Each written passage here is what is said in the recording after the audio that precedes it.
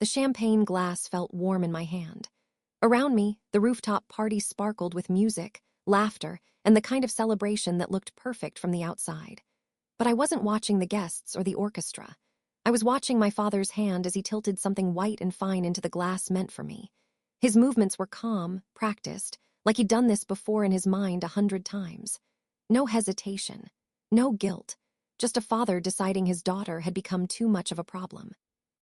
When he placed that glass on the tray and stepped back, smiling at the crowd, I realized something that would change everything.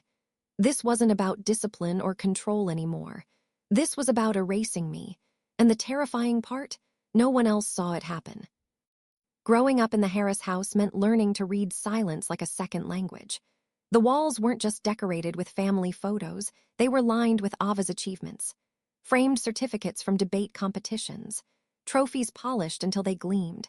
Glossy photos of her shaking hands with judges, coaches, people who mattered. My accomplishments were there too, but they lived in the margins, lower on the wall, smaller frames. Always slightly crooked, like even the house knew who deserved attention and who didn't. When I was 12, I stayed up for weeks testing water samples from local creeks. I built charts on poster board, documenting chemical runoff that no one else seemed to care about. The morning I won the state science fair, I walked into the dining room holding my ribbon like it was proof I mattered. Victor, my father, didn't look up from his tablet. Helena, my mother, scanned her newspaper. Ava was already dressed for her tournament, hair pinned the exact way our mother preferred. Victor's voice was flat when he finally spoke. That's expected. A Harris should excel. Expected, not celebrated, not acknowledged, just expected. Helena glanced at the ribbon, then at me, her eyes stopping at my hair. You look messy in the photo. Next time, stand straighter. Cameras notice everything. That night, Ava's debate trophy took the center spot on the main shelf. My ribbon was clipped behind one of her framed tennis photos. It stayed there for years, half hidden, gathering dust. That's when I learned the difference between being seen and being noticed. The pattern never broke. Every holiday, every dinner, every family gathering bent itself around Ava's accomplishments. GPA announcements became events. Internship acceptances were toasted with expensive wine. The day her acceptance letter arrived from a top business school, the house felt like it was celebrating a coronation. My achievements were mentioned in passing, like weather updates. Good grades were expected. Scholarships were routine. Awards were just logistics. When I told them I wanted to study environmental science, the house went cold. Victor called it a waste of potential. Helena said no serious person would choose a field with no financial future. Ava stood in the doorway during that conversation, her eyes soft, but her mouth silent. I learned something brutal that day. Compassion without action is just another form of abandonment. The summer before college, I made a choice. I turned down the family company internship and took a position with an environmental nonprofit instead. The morning Victor found out, he read my email at the breakfast table, his spoon clicking against the porcelain as he set it down with surgical precision. If you insist on embarrassing this family, he said, voice low and sharp, you'll pay for your own mistakes. I didn't argue. I just went upstairs and filled out a student loan application. For the first time in years, the air in my room felt lighter, like something had finally been named. But the real shift happened on graduation night. The party was flawless, the kind of event Helena had been planning for months. A rooftop venue overlooking the city, an orchestra playing soft, elegant music, champagne towers and guests in tailored suits. Everything looked like celebration. I slipped away to use the restroom, avoiding the crowded main area. The hallway behind the rooftop kitchen was narrow, lit by a single flickering bulb. The air smelled like citrus cleaner and something metallic. I was halfway down the hall when I heard voices. Low, clipped, urgent. She can't have access to that trust, Helena whispered. Not when everything's already unstable. Victor's reply was colder than I'd ever heard it. It activates next week. If she's independent, she can talk about the waste reports, the samples, the contamination. You know what that means. There was a pause. My hand froze on the restroom door. If she's hospitalized, even briefly, Victor continued, the transfer stalls, and if something worse happens before the paperwork clears. Helena's sharp inhale cut him off. Victor, it's precision, he said. A controlled setback, nothing lethal unless she reacts badly. We just need time. I stepped back before they could see me. My chest felt tight, but my mind was suddenly brutally clear. They weren't talking about punishment. They were talking about a plan, and I was the target. Back on the rooftop, everything looked the same. Guests laughing, music floating through the warm night air. Helena's smile was perfect, scanning the crowd for anything out of place. Victor stood near the champagne table, speaking to the head waiter with a voice that sounded almost fatherly. When the tray arrived, I watched him. The way he selected one specific glass. The way his wrist tilted just slightly as he added something that dissolved into the liquid like a secret sinking into gold. He placed it on the family tray and stepped back, blending into the celebration as if he'd just completed a tradition. Ava appeared beside me, laughing at something a cousin said. She didn't notice Victor watching. Didn't see the way his gaze tightened when the waiter brought the tray toward us. I reached for the glass meant for me, my fingers wrapped around the stem. And then I stopped. My heartbeat stayed steady. My hands didn't shake. I turned to Ava, smiling the kind of smile that looks natural in photos. "Here," I said lightly. "Take mine, it's the nicer pour." She didn't question it. She never had reason to. She lifted the glass, clinked it gently against mine, and drank. I felt nothing in that moment. Not shock, not triumph. Just a quiet, heavy certainty that whatever came next had already been set in motion. The party didn't fall silent all at once. It rippled. A gasp near the orchestra, the clatter of silverware, then the dull, terrible sound of Ava's glass hitting stone as her knees buckled beneath her. By the time I reached her, her skin had gone pale under the rooftop lights. Her breathing was thin, erratic. Victor pushed through the crowd, calling her name with a panic I'd never heard him use for me. Helena's hands trembled as she tried to smooth Ava's hair, her voice breaking. "What's happening?" "Someone help her." I knelt beside them, steady because I had to be. "We need an ambulance." No one argued. In the elevator down, Ava's head rested against my shoulder, her pulse uneven beneath my fingertips. I didn't let myself think about the poison yet. I just watched the numbers blink above the door and kept my breathing slow. The hospital lights were harsh, fluorescent, too sharp. Paramedics wheeled Ava inside. Helena followed, begging for answers. Victor stayed in the ambulance bay, gripping the railing like the world had tilted beneath him. He didn't look at me when he spoke. "You switched the glasses." I didn't answer. Silence was safer. Inside the emergency room, monitors beeped in uneven rhythm. Dr. Shaw examined Ava with calm, focused efficiency. "She collapsed suddenly?" he asked. "Yes," I said. "Symptoms escalated fast, confusion, tremors, elevated heart rate." Dr. Shaw's eyes narrowed slightly, his instincts catching something beneath the surface. "This looks like exposure to an anticholinergic compound." My throat tightened. "Check for modified derivatives," I said quietly. "Not commercial ones, research grade." He paused. "Why?" "Because the man standing a few feet away had access to compounds no one outside family labs should ever touch. Because I watched him rehearse this moment with steady hands and no remorse. But I didn't say that. "Just check," I replied. He nodded and issued orders. 20 minutes later, Detective Hall arrived. His questions started gentle, procedural, but when he asked what led to Ava's symptoms, I motioned to my friends Neha and Jenna. Neha handed him her phone without a word.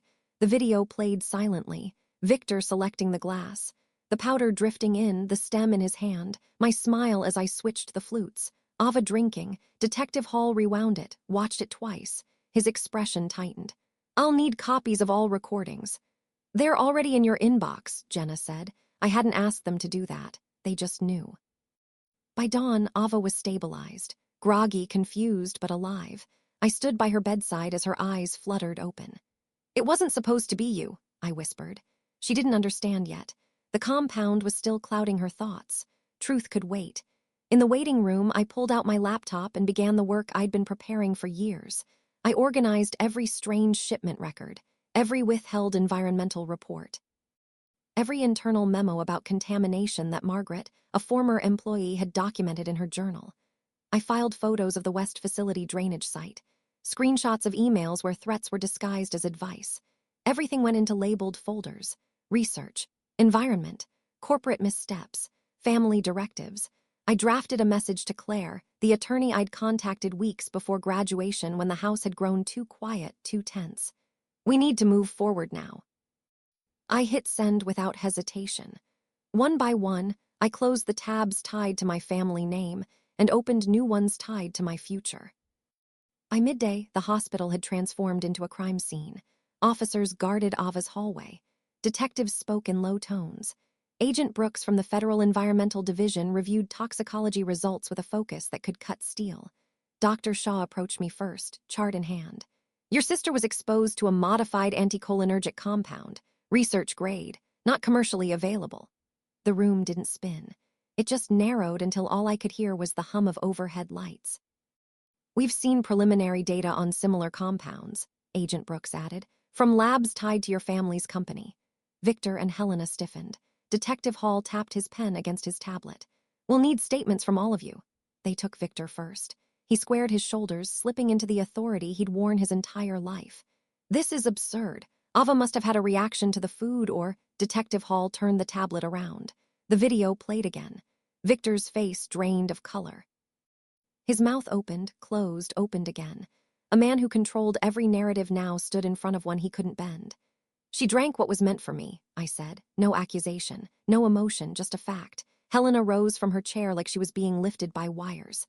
You don't understand. We were protecting the family. Everything was falling apart if those documents went public. So you tried to slow me down, I asked. Her silence was confirmation. Agent Brooks flipped through lab access logs. Mr. Harris signed out the compound 3 days before the party. We've also located a storage unit with falsified signatures, research samples, and disposal records indicating attempts to shift liability. Victor shot Helena a look sharp enough to shatter glass. You should have kept your mouth shut. Detective Hall closed his notebook.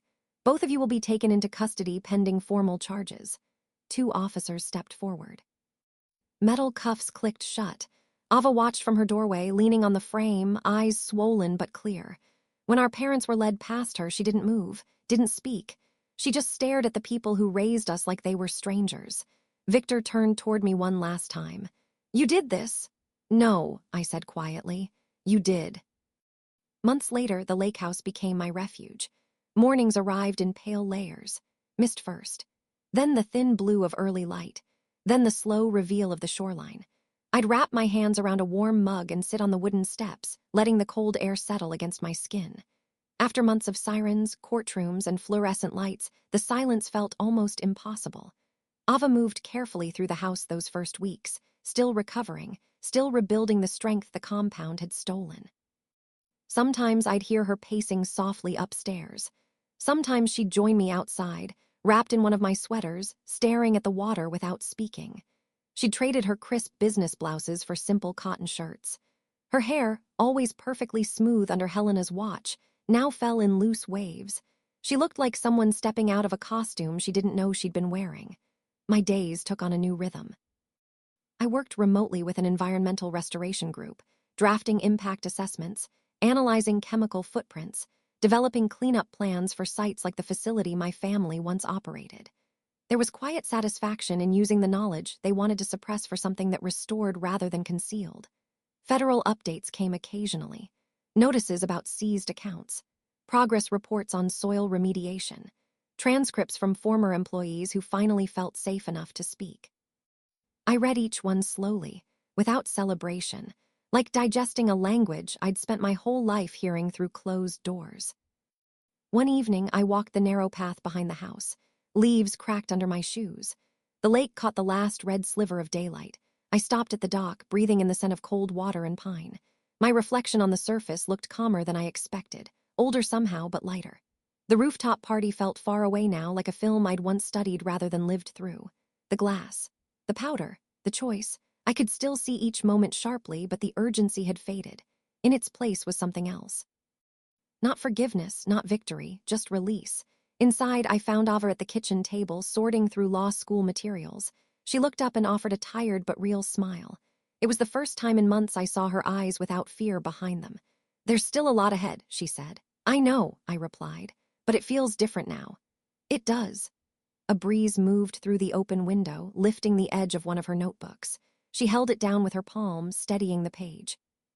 For a long time, we just sat there, listening to the quiet. The kind that doesn't ask anything of you, doesn't hide anything from you. The kind that finally felt like ours.